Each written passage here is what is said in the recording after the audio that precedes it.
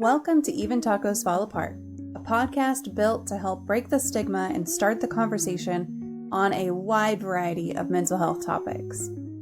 I'm MommaFoxFire, and I am so glad you're here today, especially because this episode hits home for a lot of folks. We are talking about procrastination and productivity.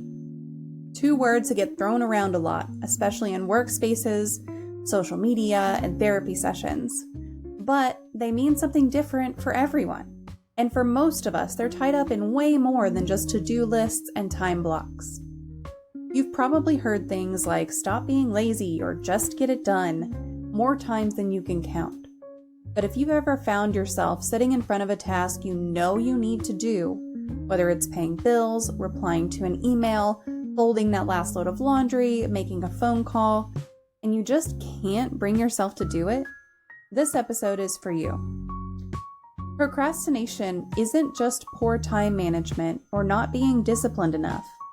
It can come from stress, fear, ADHD, trauma, chronic pain, burnout, and about 100 other things that aren't always visible on the surface. It's one of those issues that's deeply personal and often tangled up with our sense of worth, our energy levels, and how safe or unsafe something feels to our nervous system. Sometimes procrastination is a defense mechanism. Sometimes it's a trauma response. Sometimes it's your brain just short-circuiting because life has already thrown too much at you. And yet, we live in a world that constantly demands more productivity, more output, more hustle. If you're not doing 3 things at once, it feels like you're already behind. That pressure makes it even harder to admit when you're struggling just to start. We're expected to be machines, but we are not. We are human. In this episode, I talk with Chris Abdey, who is a procrastination coach and a mental wellness advocate. He works specifically with people dealing with addiction, burnout, and stress. And he knows firsthand what it's like to be overwhelmed, exhausted, and stuck in survival mode. Chris brings a practical, no bullshit approach to this conversation. He talks about the different ways procrastination can show up, how to figure out why certain tasks seem impossible, and how to work with your brain instead of constantly fighting it. We also talk about the guilt and shame that often go hand in hand with procrastination, especially for folks who are caregivers or parents or just trying to hold it all together. The truth is, no one is on 100% of the time. And if you've been carrying that weight, I hope this conversation helps you put it down for a minute. Whether you're someone who's just tired of putting things off, or you've been running on fumes for a while and don't know how to change it, I hope this episode will give you some insight, maybe a little relief, and hopefully you walk away with a few tools you can actually use in your own life. Here's my conversation with Chris. Enjoy. All right. Hello, everyone. Welcome back to Even Tacos Fall Apart. I am here with another Mental Health Monday. Very excited for tonight's conversation. And we are right on time, so I'm excited for that also. Sometimes I was pretty late pushing that little button last week, but now we're right on it. So I am joined today by Chris Abdey, and we are going to talk about procrastination and productivity, which I think is a great conversation. We've been having kind of some pre-conversations, and I'm just like, this is gonna be a good thing to roll through for sure. So Chris, thank you so much for taking the time out of your day and joining us here. I appreciate you stopping in. Thank you for having me. Absolutely. So for those of you who are just joining right now, we have a question queue open for Chris. If you have any questions related to procrastination or productivity, feel free to pop those into the chat and we will get them answered tonight while we are here. And I will tell you a little bit about Chris. Chris is a procrastination coach and mental wellness advocate specializing in addiction, burnout, and stress management. And if you are interested in connecting with Chris anywhere, I've got website, LinkedIn, also an email address that you are welcome to reach out to him on. Feel free to get in there and go engage with any of his content. And you know what I always say is that engagement is really key. So If you go to his LinkedIn, make sure you like a couple posts, leave a comment on a post or two. That's what really helps. And then in addition to that, Chris is offering a free productivity session for listeners of Even Tacos Fall Apart. So if you're interested in that, there will be a link down in the description. And if you are here live, you can go to the Discord. Let me post a link to our Discord as well. And I've got that posted there. So feel free to take advantage of that. Let me get that link posted. And I think that that is a great offering. I appreciate you offering that to our audience. I hope that a lot of people take advantage of that for sure. So before we dive into the topic, a little bit of kind of background here. What inspired you to become a procrastination coach and a productivity expert? Well, really what inspired me is that for my entire professional career, I'd always been helping others, mainly around productivity systems, burnout, optimizing systems, getting customer service teams to get their handle times on time. I ran the gauntlet through some call centers, um, worked my way up into project management, business development, and even, well, that was quite a few years ago now, but even in the financial risk and, any money laundering and fraud sectors like that as well. And really, I really honed in on procrastination because one of my big goals was to bring my family back to Canada from where we were overseas. We were in Nicaragua for 17 years. And so doing that, I was pulling 80-hour weeks. I was, never around. And we got to Canada. And I realized that, I didn't know my daughter. And I had an estranged wife to deal with. So I guess in a way you could say I've been procrastinating on doing that. But anyway, the bottom line is I needed to do something that would allow me to have more time, and I was going to get involved in another project that would have just taken me, out 80 hours a week again, and that wasn't going to happen. So, well, it also fell through for some other reasons. But out of that, somebody told me, well, you've already been doing this. Why don't you just go get some certifications, update it, and then just do coaching. I was like, well, what would I coach in? He was like, well, stress, burnout, procrastination. I'm like, oh, procrastination. Like, I know that. So that's really how I got into it. Was a lot of my own experiences and also just wanting to focus on helping people as well. Yeah. You said y'all were in Nicaragua for 17 years. What took you to Nicaragua for 17 years? The short answer is that I went back to, help my family. They wanted to do a tourism business there. It wasn't, didn't pan out for different reasons, but um, originally Stuart Little, I'm dating myself a little. So Stuart Little, when it first came out, we went to go see the movie in the theater, back when theaters were still a thing. And my dad filled out one of those little ballots that said, where are you going after the movie? They looked really scammy, the big box next to Mm-hmm. the theater door or whatever. And they won a trip to Costa Rica. They loved it so much that they packed us all up and moved us down there. And so I was in Costa Rica from 2000, just after September. We actually moved down just after September 11th. That was interesting. Wow. but but then after that, when I graduated high school, went back to Canada, and then went down to Nicaragua again, to help them with their business endeavors there. Oh, that's neat. I've got a friend who just moved her whole family to Costa Rica. She was just like, "Yep, we went to Costa Rica. Same exact story. We went to Costa Rica. We fell in love, and now we're moving."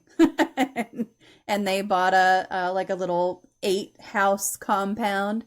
They're fixing it up and doing the whole vacation rental kind of thing down there, and they put their kids into a school down there and everything. I was just amazed that she did that. It was really cool, and she posts all kinds of stuff on Facebook about how wonderful it is and how much fun they're having and all this stuff. And I'm a little jealous. Seems like it would be really neat. What made you want to come back to Canada? Well, my daughter's getting older, and unfortunately, won't go too much into it. But if you look up Nicaragua in 2018, that is when some stuff happened, and we just decided that it was probably better to not raise a daughter in that Yeah. environment. Yeah. Fair. Totally fair. Yeah. Do you have a true crime story that fascinates you?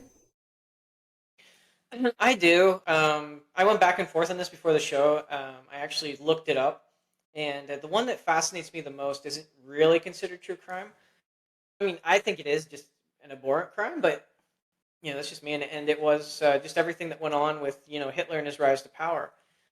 And the reason that I am so interested in that is that throughout history we have these patterns that repeat themselves, and it just amazes me how this you know raving painter who started as a nobody could climb and rise to power like that, and just the different sociological and psychological components that went into that. How he managed to unite. Um, he was a genius, evil genius, but he was a genius. Hmm. He managed to unite people in a way that had not been seen prior to that. And so, yeah, I mean, horrible, horrible, circumstances, and what he did was horrible. But I mean, I'm just interested, and many people actually, if you look online and you look through different pictures and things, you can see that there are quite a few leaders that are reading Mein Kampf and some of these other books, and it just interesting in that how that replays out on a global scale sometimes. Yeah. I don't think there's a problem with reading manifestos and that kind of thing. It's a question of what stories you take out of it and what lessons you take out of it. And I think a lot of the folks who are doing that sort of thing right now, unfortunately, are taking the wrong lessons out of it and not applying the right things. Most definitely. But we did chat about this a little bit ahead of time, but I totally think that's true crime. And you brought up 9/11 also. That's like saying Osama bin Laden didn't commit crimes because he wasn't on the planes doing the hijacking. Like, yeah, yes, yes, absolutely. That was criminal activity going on. I truly, I understand how people might say it's not true crime, but I absolutely think that things like takeovers and genocide is absolutely a crime, whether you're the one actively doing it or you're the one causing it to happen. I think that that's a problem, and it counts 100% to me. So our topic tonight is procrastination and productivity. I want to talk a little bit about procrastination just in general. How common is procrastination, and are there any just misconceptions people might have about procrastination as a topic? Oh no, for sure. And I'm glad you brought up the misconceptions, because one of the things about procrastination is that I've run into people, and I've run into case studies where people, they claim to never have procrastinated ever. And I'm not going to go out and say that that it's not factual, but the reality is that we live in a society that is just predetermined, almost preordained, that we're going to run into procrastination at one point or another, because we live in a society that's distracted. Wow, is that ever right now? We live in a society that puts value on, validation. They put a lot of value in validation. They put a Hmm. lot of your worth into validation. How much money you have, what kind of job you have, what you can say, what you can't say. I mean, how many times? I mean, I know maybe not in your case specifically, but how many times do we go on a podcast, or do we have to, consider our words, or even consider if we're going to go on a podcast, because we Hmm. don't know how something is going to look or how something is going to be twisted. So again, procrastination is way more common than many people think, but there's such a huge stigma on it because we put other labels on it. We say, "Oh, you're lazy. Oh, you're not committed. Oh, you are, you are not intelligent enough for whatever." There's just so many things there, and the biggest misconception is that you're not lazy. You're not broken. If you are suffering from procrastination, it's that it's almost like your brain is a computer. So you've got this programming, and the brain's programming is fine, it might not be overly beneficial to you. Just like, oh, I don't know, dating myself again, Windows 3.1 with that stupid little paperclip, or Yeah. like it Clippy. didn't Clippy really was didn't his really serve a name. purpose. Oh, come on. He It was didn't there really for serve a moral purpose. support. There were lots of memes of him hanging himself. I mean, Yeah. but, yeah. So I think those would be the biggest misconceptions. One, that it definitely is way more prevalent than people even realize, and two, you're not broken and you're not lazy. Yeah. I definitely think it's easy. So our society, not only is it like trying to get you to procrastinate with all of these different distractions, but also it's a very judgmental time right now where it's like you need to be constantly on. You need to have 12 side hustles. If you're not working every minute of every day, then you're wasting your time. And I think it's really difficult to say, like, oh, I'm not procrastinating because I'm working on these 12 things. Well, it's like, well, you could still be procrastinating something, even if you are being productive over here on something else. But yeah, it's society as a whole is not set up to help you not procrastinate.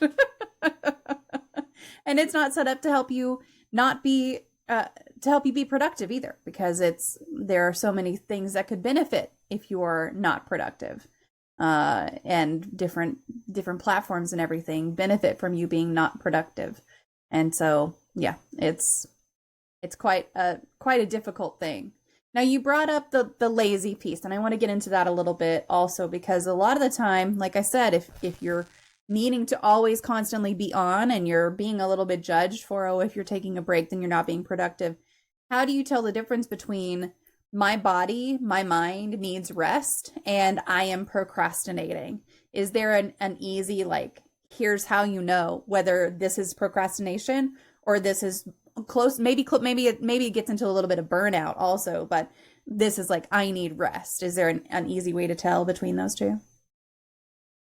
There definitely is. It's a little bit difficult to gauge it sometimes, but if you've got something that you want to do, or well, that you need to get done, and you are constantly feeling like tired, like if you just think about it and you start to feel like immediately tired, and you don't have any other reason for it, then that's likely procrastination, because it's a defense mechanism. I'm sure that we've all experienced this in school, with certain subjects. You feel like, oh, and then you sit down and they start talking, and it's all of a sudden, why do I feel so tired? Like, what happened? Did my sugar crash? Like what am I doing? Did I not get enough lunch? What?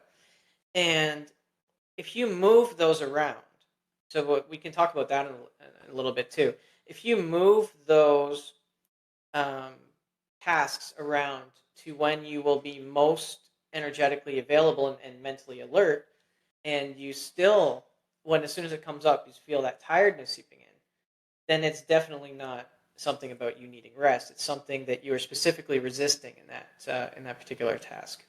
Interesting. And that's just kind of your brain like saying, I'm not interested, go do something else.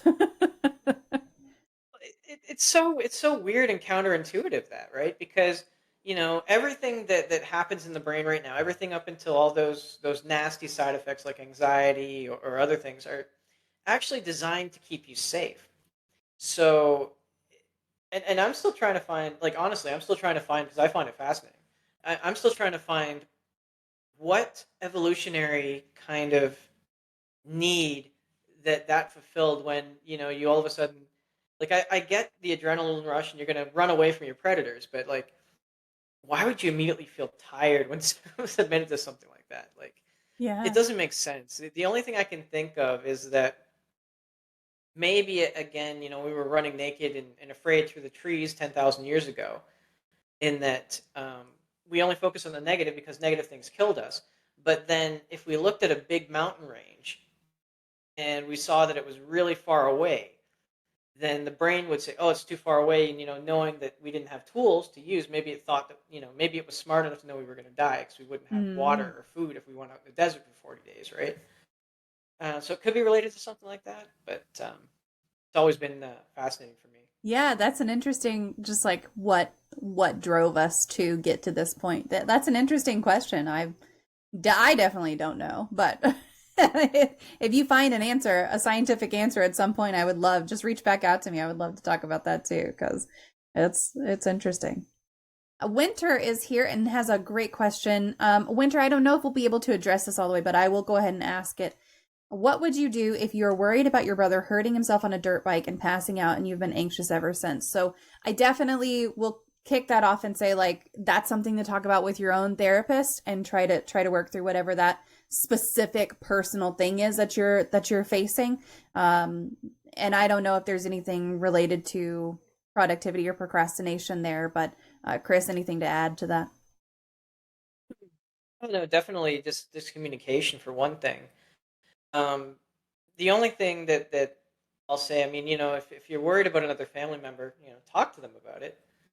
Um, it's coming from a place of love always, right? So definitely, have that open conversation with them. But again, if you are having an issue and you need to talk to somebody, then definitely, look for a therapist or, a coach in your area and, definitely talk that out. But again, end of the day, everyone's on their own journey as much as we, love to keep them safe all the time. They do need to make their own decisions and we, we do need to respect that. Um, as well. So again, just open up the dialogue and just see where it goes. Because honest conversations, and again, this isn't a conversation where you're going to say, "Oh, you got to stop doing this." Just say, we care about you. We don't want you to get hurt. If we'd like it if you didn't do this, but we understand if you still do it. But be careful and take the proper precautions, right? Yeah. And if your brother is still like I don't know if he's in the hospital or what happened after whatever happened on the dirt bike, but if your brother's still injured, just make sure you're taking it easy while your brother is recovering. Also, make sure that you're taking care of yourself. And yeah, let me just add that it happened at 5 p.m. So he's actively in the hospital. Then anxiety. I am not a therapist. Like huge disclaimer, but in my opinion, anxiety is totally understandable right now. If this happened a matter of hours ago and your brother is actively in the hospital right now, anxiety is completely understandable. And if you need to, do increase self care tonight, or if you need to go be with your brother and you're able to do that, just think about what will best serve you in this moment and try to take a step towards that for sure. But yeah, if this just happened hours ago, I feel you. I know, and I'm sorry, and I hope your brother recovers quickly and fully. So, getting a little bit, we kind of touched on why does the brain do this? What are the psychological barriers that often lead to procrastination? Mhm. Well, the big ones are so you have to understand sort of the five stations. I call them the five stations. So we have the perfectionist, we have the worrier, we have the dreamer, we have the crisis maker, and then we have the defier. So the psychological barriers that often come up at the base level, the most common ones are fear. Fear of rejection, fear of what happens if you do it, fear of what happens if you don't do it, which is a weird one because if you don't do it, it doesn't get done. So you're stuck in that cycle of fear of what happens if you don't do it. Um, and then you've got boredom. So the dreamers, this happens too. So what happens is that we live in such an overstimulated world that sometimes we're so good at creating images in our head that gives us enough dopamine that we're okay with it. And then when we start actually looking at doing those things, like breaking them down into the steps, you're like, oh, grab a paintbrush or you picture this great big mural. Let's take a mural. Picture this great big mural in your head, how it's going to look. You're going to go paint it. Feels great. You look at it, you visualize it, it's done. That dopamine gets released because your brain treats imagined things the same as it does real things, which is kind of interesting too. And what happens is you go to grab those brushes and then you say, oh, but the wall's across town. Oh, wait, no, then I got to buy paint. What? And then you're saying, what? I got to actually do this? No, I'm good with that dopamine that I just got a little while ago. I'm okay with that. Yeah, And yeah. yeah, I mean, I guess I didn't realize that your brain will just treat the imagining of something the same as the completing of something. It doesn't there's no difference there. No, there is not. It goes as far as your belief, and this is why video games are so satisfying to people who, specifically ADHD and people that love to have lists and things that they can do and check off. There is no difference between getting to level 55 in a video game and getting an A on a math test. Um, they can even elicit both. Yeah, but I mean, both of those can even elicit the same stress responses when you're going to go take the test, or when you're fighting a final boss battle, or when you're literally out in the jungle and you've got a stick and you're trying to fight off a bear. I mean, the brain treats those situations almost exactly the same, which is really interesting. Wow.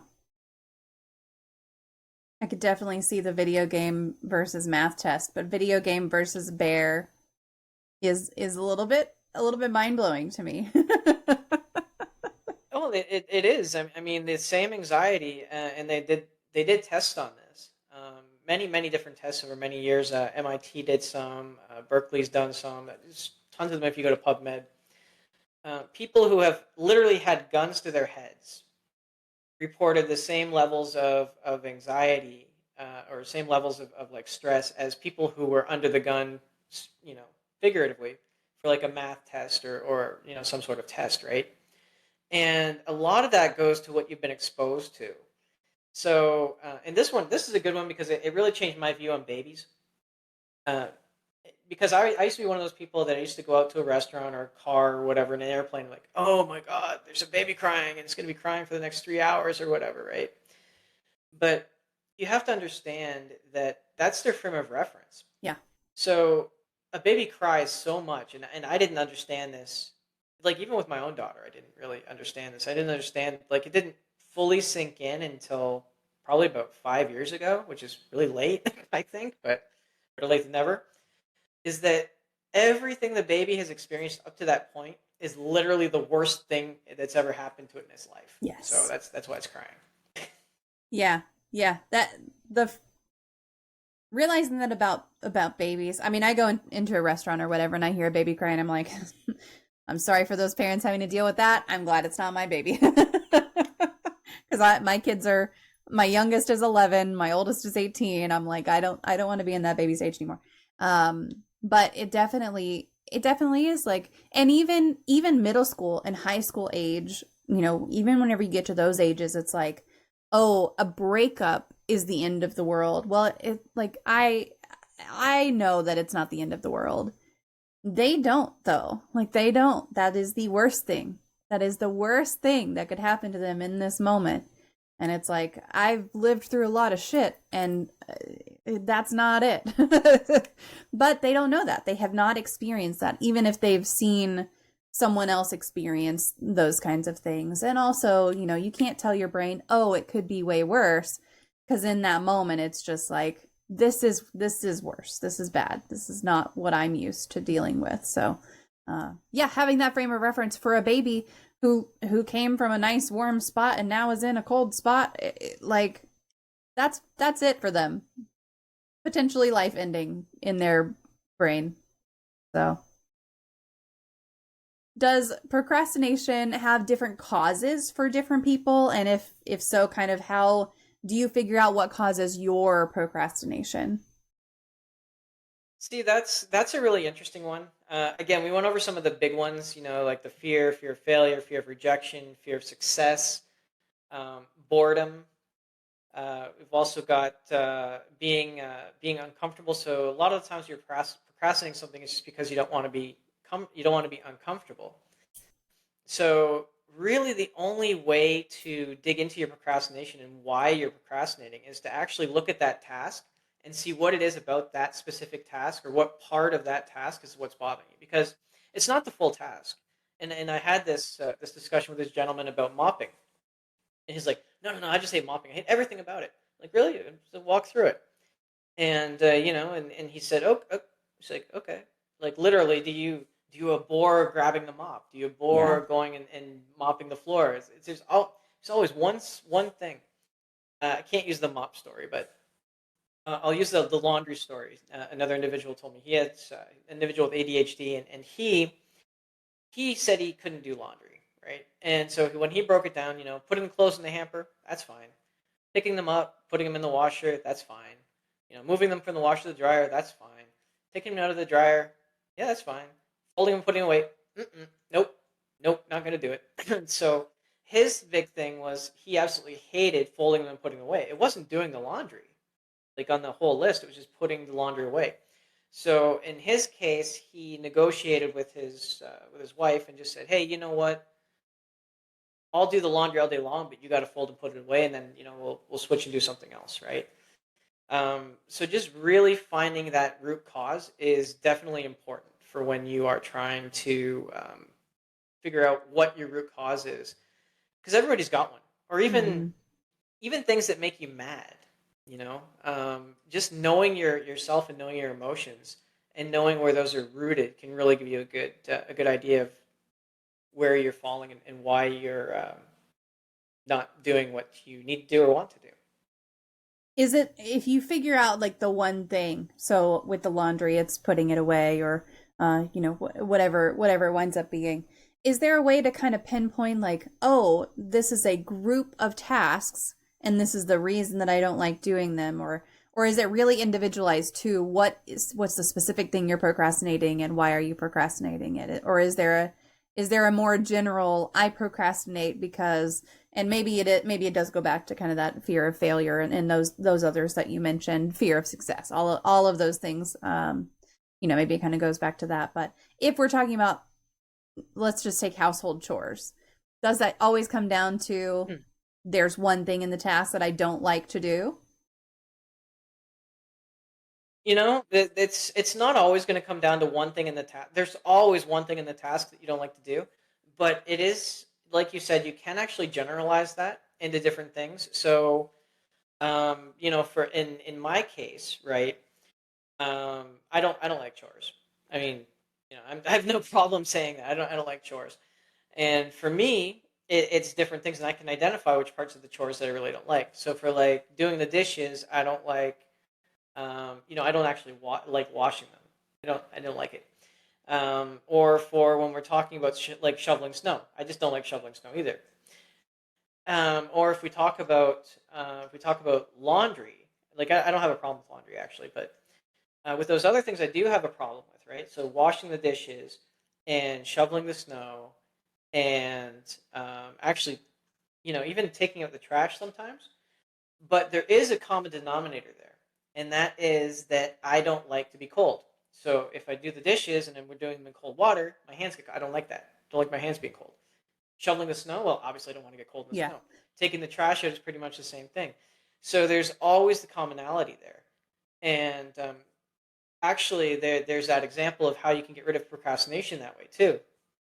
So if you know that you have a predisposition to not liking it being cold, then making sure that you do things that would allow you to not have the excuse of possibly being cold. Because it's not even the fact that you're going to be cold, it's just that thought in the back of your head saying, Mm-hmm. "Oh, I know you're going to be cold," even if it's not true.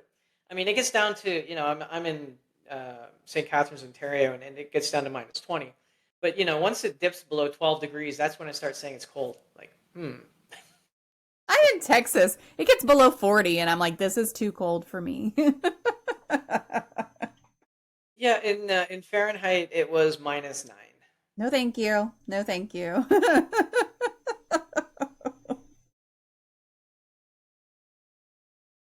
I definitely, so it's interesting, you just kind of figure out what it is about the task and a way to address it, because I know in my chore life, which everyone has their own chore life, but I've not purposefully found things like that to fix.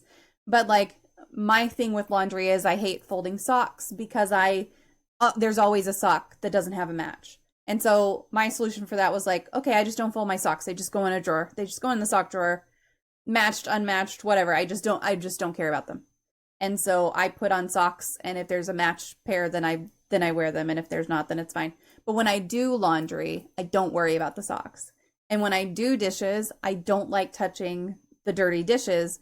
So I have made sure that I have taught my children you rinse them off really well, and then you put them in this other side of the sink. So they're ready to be loaded into the dishwasher without food on them and everything. So like I've come up with these little things that I know they bother me. And because I have gone ahead and just come up with a way to deal with it, but I never, I guess, put together, oh, I'm procrastinating laundry because of this.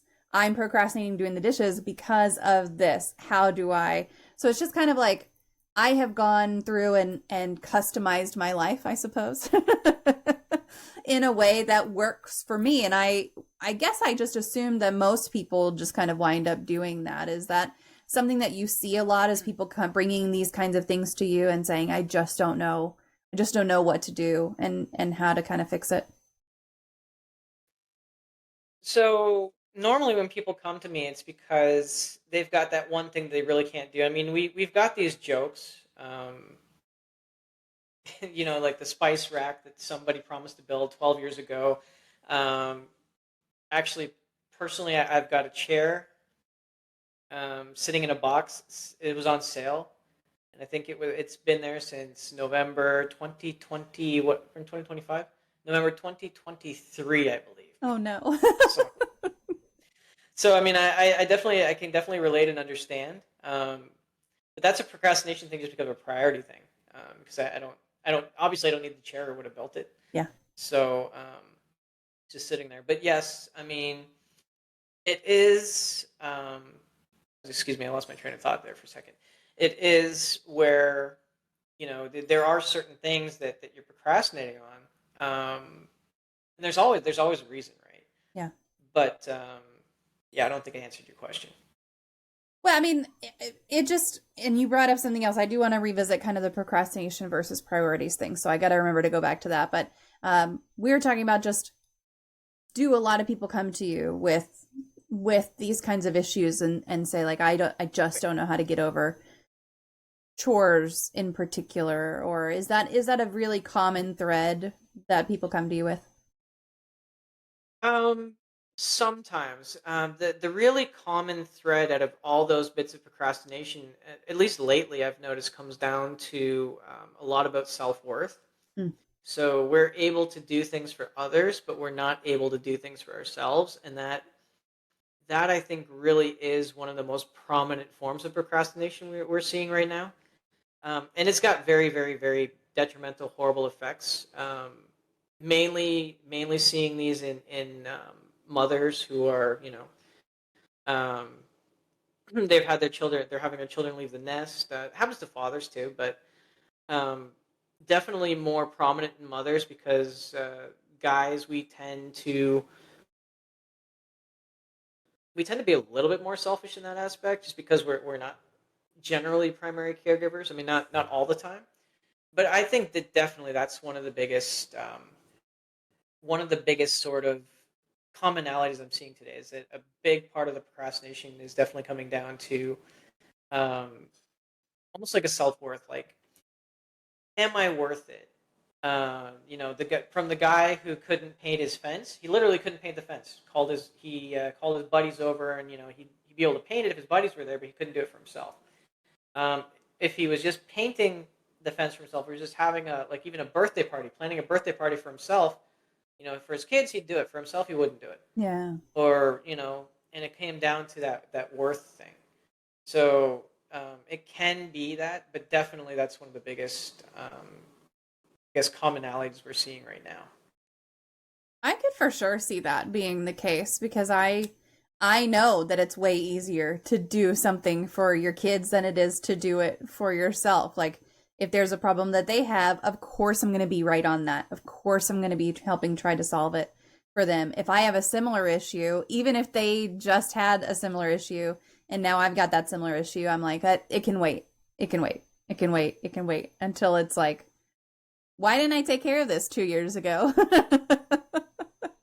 Kind of thing, for sure. Now, you mentioned something earlier about what was it, was the procrastination versus priorities. So how can you tell, okay, I am procrastinating this task versus this task is not my priority right now? What's the difference there? Well, the difference is that you're not avoiding the task that isn't your priority. Mm. So really the easiest way, again, and this is all about knowing yourself, knowing, and this is something that I had to learn too. Because in our society we are taught to stuff down our emotions really, really deep down and just, ignore them until they bubble up in really unhealthy ways. I mean, that just seems to be the way that they want us to do it. But when you can look at a task and feel totally new, I mean, it's difficult, but you don't necessarily hate it. You don't necessarily love it. It's just something you do and you know you're going to do, and you sort of feel neutral to it. Then that's not procrastination. That's just priorities, because Mm. procrastination is definitely tied into some form of discomfort. I mean, what was the running joke? Uh, we were sitting in a bar one day, and the guy says, "Here, let me save you $500,000 in education." And he takes a cocktail napkin out and he writes down pretty much 4 words. And he said, "Yeah," and he said, slaps it on the table and says, "You're welcome." Like, pursuit of pleasure or avoidance of discomfort. And he's like, "You're welcome." Like, okay. So yeah, I mean, if you're procrastinating, um, you're going to know the difference in terms of priority, just because when you look at the task at hand, you're either completely neutral about it or you don't really have an opinion about it. And in that case, it's that definitely a prioritization thing, which, we can argue, if somebody doesn't want to, um, somebody doesn't want to pay their taxes versus, playing video games all day, right? I mean, that's a little bit different because there's different reasons why you wouldn't want to do taxes. But for myself, I don't really put too much stock in it. It's something that I'm pretty neutral about, just because I don't do it. I get somebody else to do it. So if I'm not getting them those papers, it's because I haven't been audited and it's just not important. So Hmm. just doing something else. Yeah. I, I mean, it definitely, there's also some things that come into play there. I feel like if you're comparing a task like a video game versus taxes, of like there is a draw in video games. You do get, your brain does get some things from the video game that it wouldn't get from the other tasks. So I'm sure that comes into play a little bit. But I want to go a little higher level than we have been, I think, and just generally talk about how procrastination impacts mental health, because I know we're dancing around it a little bit. So let's kind of dig into that. How does procrastination impact mental health?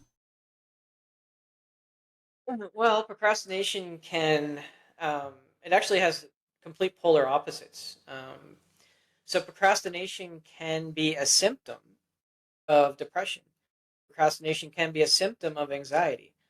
Procrastination can be a cause, like it's a chicken and egg thing. So it can be a Mm-hmm. cause of, you beating yourself up and leading into a depression.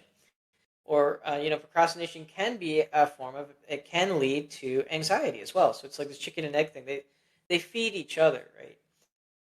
There's a lot of, again, with labels, we get into labels. I'm not a big fan of labels, but you get into the, oh, why didn't I just do this? I'm lazy, or I can't do it, or or you get into the procrastination, and you, now all of a sudden you're anxious about school because you're going to school because you didn't do the homework that was assigned 10 days ago and it's due tomorrow.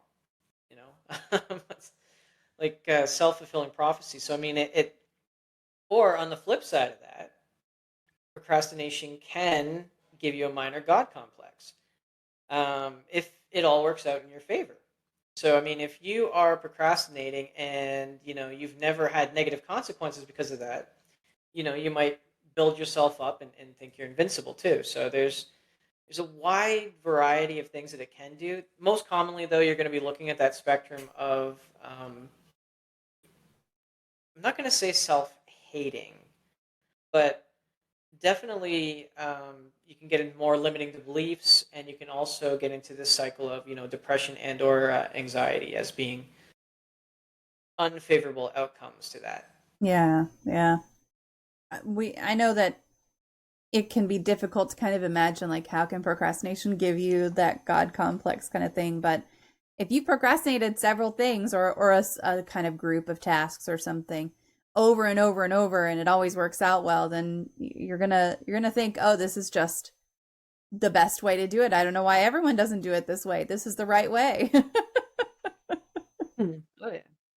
but it's not always the most healthy. We were talking ahead of this just about the things that I prioritize at work, and the timing that I do things at work is quite different from what a lot of my coworkers do at work. They do things in a much from kind of a objective look on from the outside in, just kind of that like they do things on a very methodic schedule time, and I'm like, I know how long that task is going to take. It's not that long. I don't need to do it yet. And so that worked for me for most of my career. And then I had a crisis happen. And when that crisis happened, my personal priorities were like work went from being way up here to being way on the floor. And all of a sudden, my coworkers had to pick up and do the tasks that I was responsible for. And it was one of those things that, like, at the time, I was just like, hey, here's all the stuff. Here's all the stuff. I'm going to go help search for my grandfather. Here's all the stuff that I'm working on. Y'all figure it out. And on the backside of that, though, once I really talked to everyone at work and was like, I'm so sorry that you had to pick up all my stuff, they were just like, yeah, I don't know how you do everything that you do, because I was working on several things at one time. But also, like, it kind of occurred to me that if I had done things in a more methodic fashion, like a lot of other folks do in my job, they wouldn't have had so much of a panic to pick up my work. Even though I left plenty of time for me personally to get things done, it really didn't account for, if something happens that changes my priorities, this is going to be a cluster for someone to deal with. And so that really did change the way that I do my work now. I set different internal in my brain deadlines for myself now as a result of that. But it had worked for me until it didn't. It had worked for me just fine until it just didn't anymore. What a good kid. Can you share a just kind of personal experience of when you maybe struggled with procrastination in your life in general and how you overcame it? Oh, no, for sure. Just going back to those examples I gave before about looking at the task and then breaking it down into the smallest step possible until you find your kind of your block or your resistance point. So I'll give you a real example. I don't, I don't go to the gym, but I try to go out and I have exercise equipment in my garage, some weights and stuff, and normally it's not an issue for me to go out there. But of course, my daughter gets off school, so I use the excuse that, it's warm outside. I want to spend time with my daughter. I'll go back and start doing that more when she gets back in school. And so, that worked out fine. We had a great summer. And then, she went back to school, and then, I started, getting up at 5:30, heading into the garage, doing the little routine. It's not even that big a routine. It's like 30 minutes. It's like seriously not much. And what happened was that worked for about a month, I think about a month and a half, almost 2 months. And I started to notice I started dragging my feet, and it just wasn't happening. It's like, okay, hang on, what's going on? So, okay, let's break it down. All right, getting up at 5:30 in the morning. I'll do that all the time anyway. It's not a big deal. And then, actually doing the exercise. Well, no, it's not a big deal either. I've been doing that all along too. And going out to the garage, and it had dipped below that magic number I mentioned before, 12 degrees Celsius. 12 degrees Celsius, I think it's like, 60 something Fahrenheit? Anyway, the temperature dripped down, and that's why I was dragging my feet. So by adding the extra step in the morning of just going out and turning on the heater before I do anything else in the morning, that allowed me to get rid of the reason I was procrastinating. Yeah, just trying to find that thing. It's 53.6 degrees Fahrenheit. 12 degrees Celsius is 53.6. That's chilly. Yeah, that's my DGAF temperature. Yeah, Like, for sure. unless it's super, like, once it gets lower than that, it's like, no. Yeah. So what are some just simple, actionable strategies somebody could use if they're procrastinating something? How could they help themselves stop procrastinating? Right. So I like the big three. So obviously the big three is knowing yourself. Because if you don't know yourself, you don't really know why you do anything. And this is just good practice in general, just to understand why you do things the way you do. And then that way you'll be able to, better plan for things. I'll leave it at that. But the other ways to really go, I really like the, especially things that we quote unquote have to do. I like us to take back the power. And what I mean by that is that you don't have to do anything. And this is probably one where if you got kids watching, they probably want the parents not to let them watch this one. But you don't have to do anything. Everything in life is a choice. There's literally two things that are not a choice, and that is coming into the world and then leaving it. It's not really a choice either right now. Everything else in between is a choice. So if you switch that I have to, because what happens when we hear that word have to, it's going against our, almost like an attack on our autonomy, right? And you can even try it yourself. If you think to yourself, I have to do something, you can almost feel like that resistance already starting to build up. But if you're choosing to do something, then you're taking that power back. And you'll notice that if you swap your language a little bit to say, I have to do the dishes, to no, I am choosing to do the dishes because, and that because is the second part, which is when your why is high, your cost is low. So if you don't want to procrastinate, you have to know why you're doing things. Because if you don't know why you're doing something, you're going to lose interest in it because it becomes unimportant. If you don't have a reason, if you don't have a reason, there's no reason. So those are the big ones. So definitely changing up the language between have to and get to. So even gratitude, I get to do this, helps you to not have that resentment sometimes that we have with have Mm. tos as well, when we feel like we're being forced into things. And so I think those are my favorite ones, especially because they don't take a ton of time or work. It's just Yeah. flipping one word around. You might have to repeat it to yourself a little bit as you're doing it, depending on what it is. Because I'm not going to lie. I mean, shoveling shit is still shoveling shit. But like, but if you can flip it around and say, "No, I'm choosing to do this," and I'm assuming if you're doing it, you have a reason. Yeah. So I'm choosing to do this because or I get to do this. I have two good hands that allow me to do this. There are other people out there shoveling shit that don't have shovels, or that don't have gloves, or are doing it. At least I have these, and I get to do it in this way. Yeah.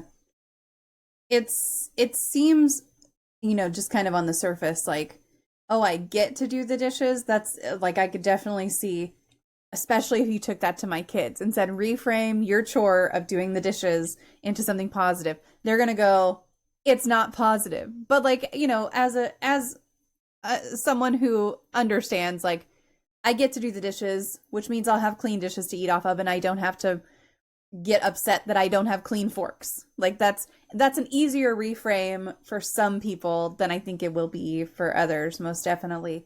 But reframing it into something of gratitude, I think takes it to kind of that next level also of I'm grateful that I can do the dishes using the dishwasher instead of having to hand wash them because I hate hand washing dishes as I mentioned earlier. So like I'm grateful that I can do the dishes using in this way, or I'm grateful that I can fold the laundry and decide what to do with my socks. Because I am a grown ass adult and I can do grown ass adult things in the way that supports me. So yeah, I like the reframe into gratitude. I think that's not something that I've really emphasized myself. I've definitely changed it into this is my routine, this is my habit. When I'm doing laundry, I get to watch my reality TV shows, and so it kind of ties it to that a little bit. And that is something that I haven't really tied it to gratitude, but I think that would be an easy thing to tie to gratitude. I hadn't thought of that before.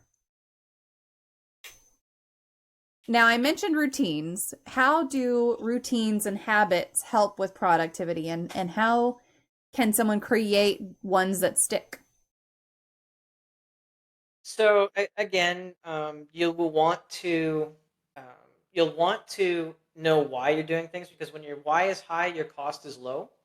So definitely any new routine or any new habit that you want to create, you really want to have a very solid vision in your head of how it's going to help you, or what it's going to do for you, or what it's going to change in your life that that is going to make you want to continue on and do that. Um, and then the easiest way when you're trying to start new habits or new routines is to anchor them to things that we're already doing. So, as an example, if you want to start doing affirmations or you want to start doing some more positive self talk, or maybe you're picking up a course on NLP, non neuro linguistic programming, which I think everybody should do because it is fascinating. But then again, maybe I'm weird. but so what you want to do is tie it into something that you're already always doing anyway, and we call those anchors. So if you always brush your teeth, brushing your teeth is going to be the cue to, while you're sitting in the mirror, you're going to be starting your your self pep talk or whatever. Or maybe you want to um, do a little bit of exercise every day, but you don't have a lot of time. So and actually, a lot of Instagrammers and TikTokers have said this as well, which I hate referencing because it makes it sound like it's not useful information, but it is in that when a lot of people drink coffee in the morning. Well, if you use a drip coffee maker, it takes about 15 minutes. So while you're making the coffee, if you're just sitting there twiddling your thumbs instead of scrolling your phone, you could do 15 squats or something, or 15 push-ups or whatever, right? So just tying it into something that you already do anchors it in your mind. Now, I do caution with this a little bit because while you can attach a new habit to, say, smoking a cigarette, um, I wouldn't necessarily do that because at some point you probably do want to.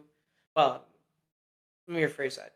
If at some point you do want to quit smoking, you're going to have the negative association then, and so you'll likely Yeah. lose the other habit along with the smoking. Yeah.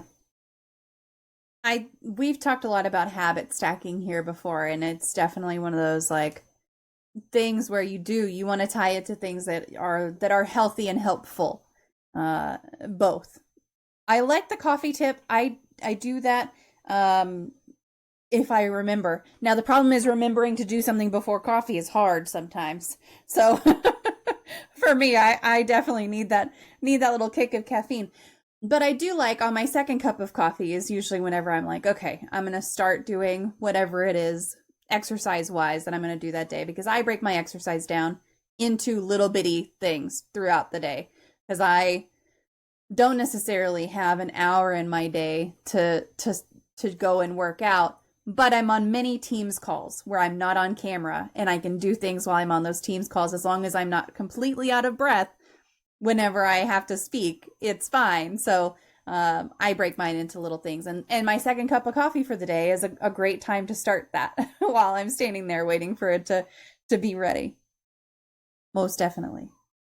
Are there any common pitfalls whenever people are trying to build productivity habits? Oh yeah. The biggest pitfall, honestly, again, I'm gonna beat. I feel like I'm beating a dead horse a little bit, but it is knowing yourself, Yeah. knowing your likes, knowing your dislikes, which sounds insane, but I'll be honest with you, like I didn't even realize all of my own dislikes until I was like probably 32, 33. Mm-hmm. you know. So just knowing yourself is one of the biggest pitfalls because one of the things that happens when we're looking for a solution, and this is in any industry, we go online and we get these cookie cutter systems that, oh, this worked for this person, this worked for this person, this worked for this person. Well, okay, but what kind of person are they? This diet and exercise program helped this guy. Well, yeah, the guy was already into marathon running or something before, so you don't know, Or it's a guy and and you're everybody not. is different. Yeah, yeah, well, and everybody's different, right? So the biggest pitfall that people fall into is they think that, oh, well, just because it worked for 500,000 other people, it's going to work for me, and it doesn't always do that. I think that's the Yeah. biggest one for sure. It can be really tempting to be like, "Oh, I'm gonna do it this way." You were talking about, "Oh, I get up at 5 a.m. all the time." A routine that starts at 5 a.m. will not work for me, period, because I am not that person, and I definitely know that about myself. I've known that in particular about myself for a really long time. I guess I really didn't connect the laundry and socks and dishes and not wanting to touch dirty food necessarily until probably my early 30s. That probably took me about the same. So maybe there's something that happens in like your early 30s that really helps you click and know yourself a little bit better. But yeah, just trying to figure out what works for me versus what is supposed to work for me, what should work for me. Because just because it works for someone else, just because I say, oh, it worked for me and I'm not a morning person, that doesn't mean that whatever I do is going to work for every non-morning person, because that you've got a whole other subset of things that work for you. But Yeah, generally, just go go. ahead. Mhm.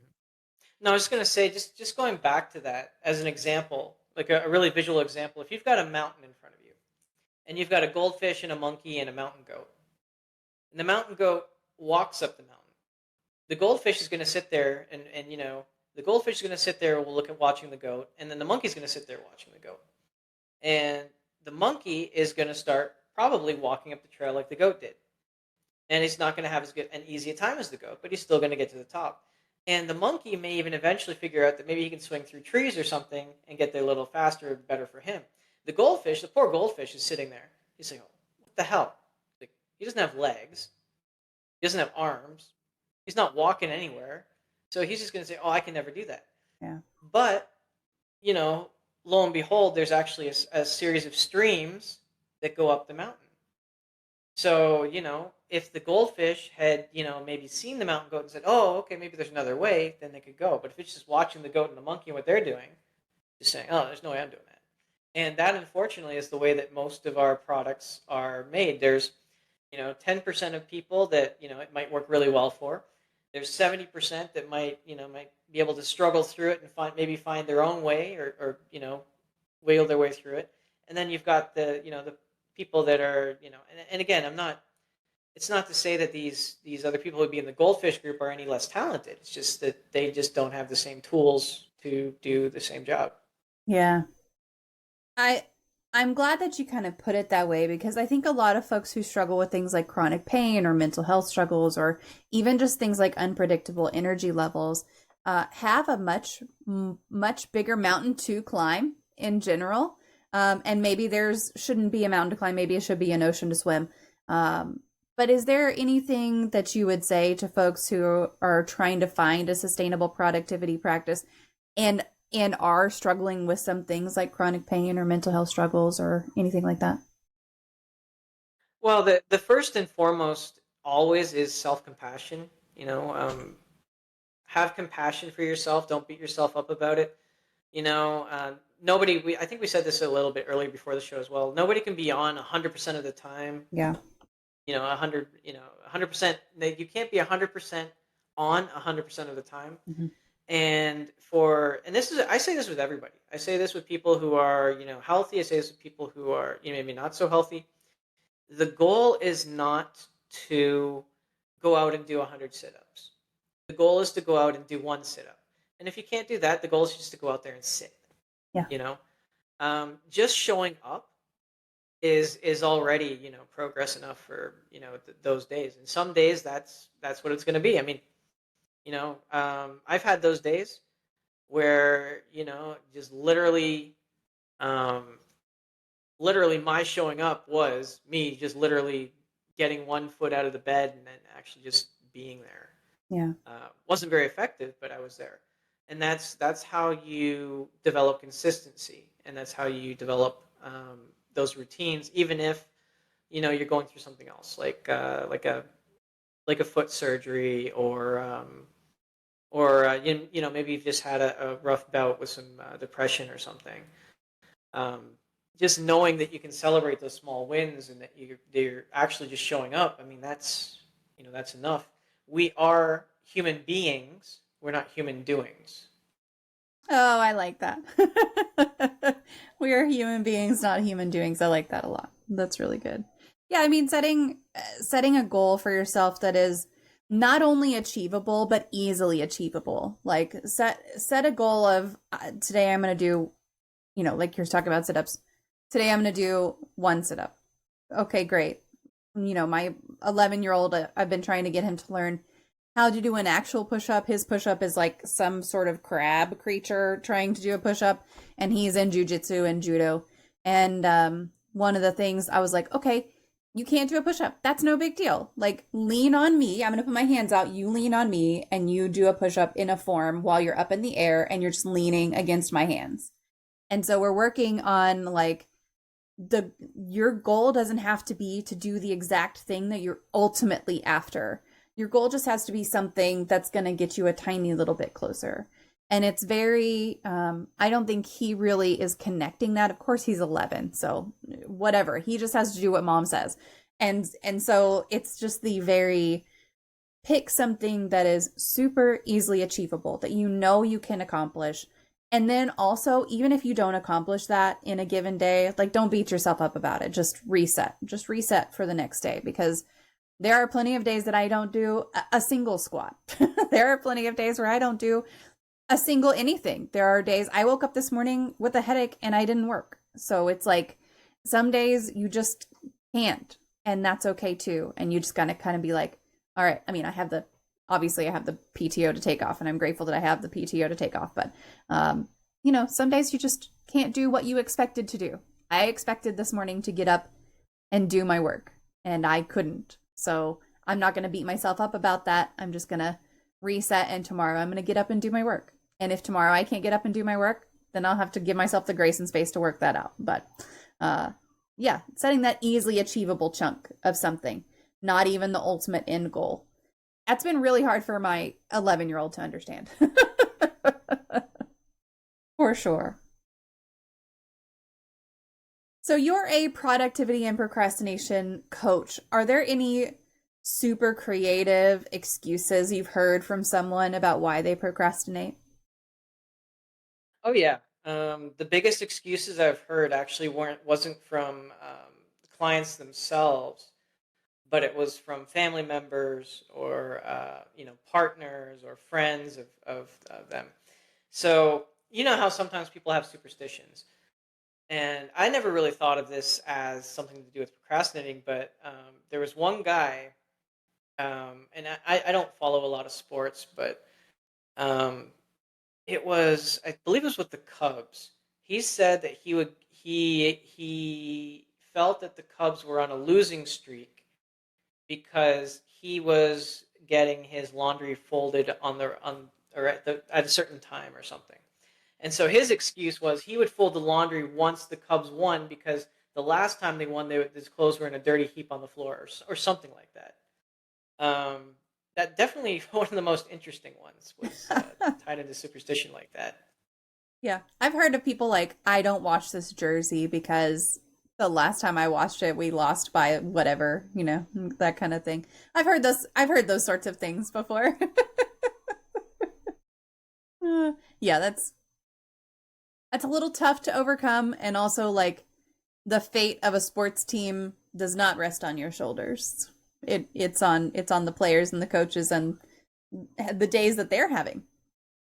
Maybe it's on their superstitions. Maybe they washed their jersey and that was the problem. What would you say if someone says, I've tried every productivity hack out there, I've tried every productivity tip, and nothing works for me? Well, the first thing that I'd be going through with them is we would sit down and say, what hasn't worked. But the more important thing is if somebody says that they've tried absolutely everything and nothing works, then we have to look at maybe the reasons why those specific things haven't worked.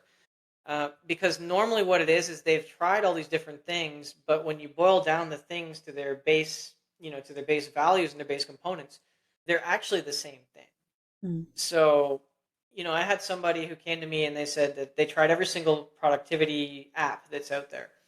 And I'm like, well, okay, no, well, you didn't try everything then, because, you know, um, applications, they all work in the same way. They'll look at your day, they'll maybe ask you a few questions and see what's going to be your priorities, and then they'll stick your priorities in any way that looks like it'll work there. But if you don't take into account your energy levels, or what's draining for you versus what energizes you, Yeah. which is also very important, then you can stuff the calendar all day, and I can do this. I can stuff my calendar all day long with stuff that I'll never do. I mean, anybody can do that. Um, but yeah, if you're really trying everything and nothing's really working for you, I'd go back and go to the root for sure. Because if nothing is working, then that means that something has to work. Hmm. Uh, and yeah, I know it's kind of weird how that goes together, right? But if absolutely nothing is working, that means that something does work. It's just that you have to know, you have to go back to, I guess, the beginning and figure out why those things aren't working for you. And a lot of the time, it's just that energy component. What's draining, what's an energizer, what's a drainer, what's a block. And like some people aren't morning people. So I'll give you a quick example. He just purchased this, I think it was Notion or Motion or something, and he spent like $1,500 on upgrades for it, and he did something else, and he said, my days are all filled up, and I just can't get anything done. Well, it was putting all his heaviest tasks right at the first thing in the morning, but the first task he had was something that he identified as being really emotionally taxing and draining. Mm. I said, well, if that's there, you're setting yourself up for failure after, because you're going to be totally depleted by the time you're an hour through your day. So it's just kind of counterproductive. So that would be the first thing I would say to those people, is just to really figure out why, and then just go through why it's not working, because we do know, contrary to popular belief, when we say to somebody, oh, we don't know why this isn't working, we know why it's not working. We just don't think it's important enough to give ourselves the answer, which is also something really weird, because it's back in the subconscious mind and we have to go digging for it sometimes. Yeah. I think there's also a lot of conflicting advice out there. Like there's I think it's a Mark Twain quote about, eat your frog first in your day. And it's like, do the most unappetizing task first so it's out of your way. But then there's also the advice of like, no, do the smallest task so you can get something done and then snowball the rest of your day. So I think that works for two different people. Like two different people, one could work great for one person, one could work great for another person. And one could work great for one task for one person, and then the other advice could work great for another task for one person. There's a lot of just conflicting advice. Is there anything you would say to someone who sees that and is like, well, then there's no way to know the right answer? Well, the way to know the right answer is what works for you. I mean, Mm. I think that's what people have sort of forgotten in this age of gurus and masters and experts. And again, I'm not out there to be a guru. I'm not out there to be your master. I'm out there to shine different lights on things and see if some one of those can click. But I'm not going to sit there and say that this is absolutely positively going to work for you. I can say that I know that it's worked for a subset of people. But again, that's why it really comes down to what kind of person you are. At the Yeah. very least, you should know, are you a visual person? Are you an auditory person? Are you a tactile person? Um, at the very least, because if you're a very visual person, then, things like listening to music while you're doing tasks to try and time yourself isn't probably going to work that well, you know? Or if you're an auditory person, having a calendar application or a calendar on your wall with 10,000 different colors and different things is probably not going to help you too much, you know? So again, it's just all about knowing yourself and how you operate. Yeah. My ex was really into bullet journals, and I don't. If you're not familiar with bullet journals, it's a specific method of like timing out your day and all of this different stuff. And he was insistent that I needed to do it also, and I was just like, "That's not going to work for me. I'm sorry." And I was right. I tried it, and it didn't. It didn't work for me. It wasn't. I'm not a journaling person. I've never been a journaling person. I put everything into my phone app because it sends me reminders. And I need those reminders so I stay on task. And a bullet journal is a written thing that you're just going to write down. I'm sure there's an app now. This was a long time ago. I'm sure there's an app now for it, but it's not going to send me a reminder that I have lunch with my friend on this weekend or whatever. So, yeah, but it worked great for him. It worked very well for him. I have no idea if he's still doing it, but yeah, you got to know yourself, and you got to know what's going to be helpful for you for sure. Bite Mark has a great question. She would like to know, what is your favorite poem? Oh, I got this one beaten into me in the ninth grade. Invictus. Okay. I forget where it came from, but yeah, I mean, we were well, I guess we could say we were forced to learn it, memorize it. I don't know what the point would be, but I think it's a good poem. Out of the night that covers me, dark as the pit from pole to pole. I think whatever gods may be for my unconquerable soul. In the fell clutch of circumstance, I have not winced or cried aloud. Under the bludgeonings of chance, my head is bloodied yet unbowed. Beyond this place of wrath and tears looms but the horror of the shade, and yet the menace of the years finds and shall find me unafraid. It matters not how straight the gate, how charged with punishment the scroll. I am the master of my fate. I am the captain of my soul. Very resilience Invictus. based. Yeah, and I never really figured out why I managed to memorize it. Um, because I mean, going down to memorization of different things, like I absolutely hated the class too. So the guy was a bit of a dick. Yeah. No, no, true story. Like he was not a good person. He was hurting though. I mean, Mm. have to go back and give that compassion thing and just look at it that way. So he was a hurt person that hurt a lot of people. Yeah. All Yeah. of us. You have a more kind. Yeah, I had a couple of teachers that were real dicks, and I don't look back at them and go, I'm sure they were hurting in some way. I look back and go, God, what was he doing in a classroom? But, That's fair too. yeah. What is your favorite life hack? My favorite life hack actually is figuring out how to be curious about things, because one of the things that we run into is we run into boredom a lot, because we are in an overstimulated world, right? So I have this discussion with my daughter all the time too. 'Cause she says she's bored at school, or that that's boring, or this is boring. Well, boredom is just your brain telling you that something is not important, or that you already know everything you need to know about said subject, and therefore it's not important. So, one of the easiest ways to kind of pull yourself out of that is whenever you start to feel bored, just say, "What am I missing?" Because I guarantee you, you can pick up anything. You can pick any object, you can pick any topic, and the guaranteed you do not know 100% about it. And as soon as you just flip that question, the brain is it's very useful in giving us all these anxieties and all these future woe or doom and gloom images, but it's good at solving problems. And so if you say, "What am I missing?" you're giving it a problem to solve, and so it'll start working.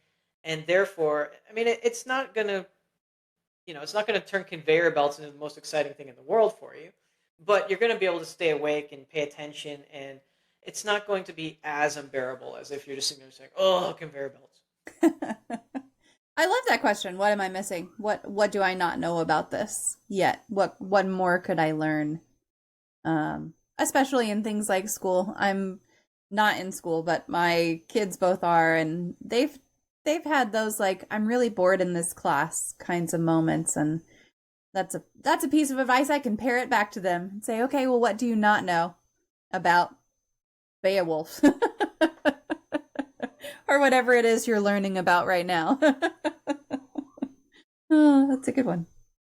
Well, it is time for our magic moment. Let me see if I can get my magic wand working. Sometimes I hit it and it starts working like 5 minutes later. I should have hit it earlier. That's okay. If you had a magic wand and you could wave it and eliminate one common misconception or opinion about mental health, mental illness, disabilities, what would it be? I would get rid of the stigma around just if for whatever reason you've struggled with a mental illness or disability, or you wanted or you needed to talk to somebody, that you automatically are weak. I'd like to get rid of that stigma for sure. I'd waive that. I mean, I've been to therapy, I've been to coaches. You know, all therapists go to therapy. Mm-hmm. Not sure how that argument is going to help some people, but they do. But I mean, the greatest people and the greatest leaders in the world, they all had advisors. They all had almost all of them went to therapy at one point or another, um, or had coaches. So I mean, yeah, that is definitely the one thing that I would try to. I just wave my hand and get away. Is that just because you had a bad day and you feel like that you want to talk to somebody doesn't automatically mean you're weak and you can't handle it. Absolutely. It's been a while since we talked about this also, but if you go to therapy and you're like, oh shit, therapy really sucks and I hate it, get a different therapist. Try someone else. Because I had that experience. My first experience with therapy was absolutely atrocious. And I didn't know what I didn't know at that time. This was a very long time ago. But I didn't know that not all therapy was like that. And I just got a bad therapist. And so it was many years before I tried again. And I am so grateful that I did go back to therapy and try again, because at that point it was life changing. And it was just a different person. It was just another person. And all therapists are just people. So yeah, for sure. For sure. If you need help, go get help. There are people out there who are absolutely willing to help you. 488 says, I like your bracelets, Chris. Actually, those are made by my daughter. Rainbow. Rainbow loom. I recognize that. Yep. Yep. Yeah. The little loom, everything. I like those. We had, it was a couple of years ago, probably 4 or 5 years ago now. But I used to find those little plastic or the little elastics everywhere all the time. I'm sure it'll come back around and they'll start working on those again. But excellent work by her, most definitely. Yeah, tell her we said that she did a great job on those for sure. Certainly will. Well, folks who are here in the chat, if you have any additional questions for Chris, feel free to pop them into the chat. And then while you're doing that, Chris, I will post your socials one more time and the link to your website one more time. And I'll just open it up to you. If there's anything that we didn't cover or any resources you want to point out or anything like that, I will just give you the floor for a little bit. Anything you want to promote? No, I think that the only thing I really want to promote is that, again, if and it's not just procrastination. It's it can be depression or anxiety or whatever. You don't need to be fixed. Okay, you're not broken. You are operating in the way that you were programmed to operate in, and because the brain is like a computer and it's like programming, it can be changed. So I just want people to know that you're not broken, and you don't need to be fixed. You might have some things that aren't serving you fully, but they aren't there to hurt you on purpose. They're actually there to help protect you. And they kind of are in a way, but when they start to get in the way a little bit, then, don't be afraid, or, I guess fear going out and reaching out to, a therapist, coach, or, mentor or friend, or anybody really. Yeah. And I'll throw out there one more time that Chris is offering a free session. So if you are listening to this right now and you've liked what you've heard, feel free to check out the Discord. Let me post the Discord link one more time. Feel free to check that out in the Discord. If you are listening to this later, then you will see that link down in the description of the podcast, and it'll be up on my website and all of that. So feel free to take advantage of that. And Chris, I definitely appreciate you offering everybody an opportunity to meet with you one-on-one and just see how they can get a little bit of help, a little bit of support. All right, well, folks, stick around for just a minute. And Chris, thank you so much for taking the time out. I appreciate you spending your evening with us, most definitely. Thank you for having me, and thank you for listening. Absolutely. Okay, y'all, give me just a second to disconnect with Chris. I will be right back. Don't go anywhere. Thanks so much for listening to this episode of Even Tacos Fall Apart. I really appreciate you being here and spending time with me and with Chris today. We covered a lot of ground in this conversation. how procrastination isn't about being lazy, how it's often tied to fear, burnout, or self-worth, and how productivity isn't just about doing more. It's about knowing yourself, understanding your energy, and making choices that support your actual life, not the life social media says you should have.